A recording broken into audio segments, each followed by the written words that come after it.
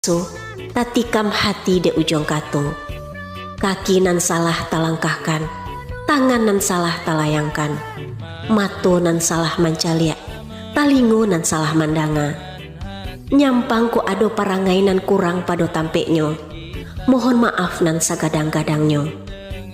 Disusun jari nan sapuluah, minta ampun pada Allah, minta maaf kanan tuwo, jodun sana kawan sadonyo. Cupak panuah gantang balanjuang, pusaku adat Minangkabau, dalam luak nantiku, jo salam sambah di Sanjuang. Selamat menyambut bulan suci Ramadan 1445 Hijriah. Minal aidin wal faidin, mohon maaf lahir dan batin.